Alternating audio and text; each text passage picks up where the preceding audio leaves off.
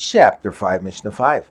The Torah requires that mei chatas be prepared in a utensil that fits the definition of a kli, plural kalim, which here refers to a utensil that is formed as a container that can hold liquid. The Mishnah discusses which objects qualify as kalim for mei chatas purposes. The Mishnah first discusses the material such a kli must be made of. We may sanctify mei chatas in kalim made of any type of material, even in kalim made of dried dung, kalim made of stone, and kalim made of dry clay. And one may also use a boat as a kli in which to sanctify mei chatas. The Mishnah lists objects that do not qualify as kalim for mei chatas purposes. We may not sanctify mei chatas in the walls of kalim that have broken into pieces. Even if the broken walls are curved and can hold water, they are not considered kalim. And we may not sanctify mei chatas in the hand grip on the bottom of a machatz, a large earthenware utensil used for wine, nor in the stopper of an earthenware barrel. Although the hand grip of a machatz and the stopper of a barrel have indentations that could hold water, these indentations are not defined as kalim because they are not made for the purpose of holding objects.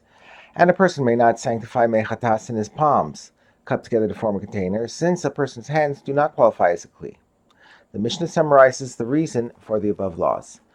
All these objects are disqualified because we may not fill something with spring water to use for mei chatas, nor may we sanctify mei chatas by mixing the spring water with ashes, nor may we sprinkle the mei chatas on a person who is tamei, except in the kli.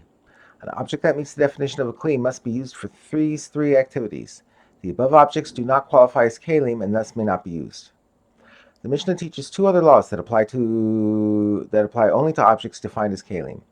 The first law relates to tumas ohel, the law that an item under the same roof as a corpse becomes tamei. If an item is under the same roof as a corpse, but it is sealed inside a utensil made of certain materials, the item inside the utensil does not become tamei.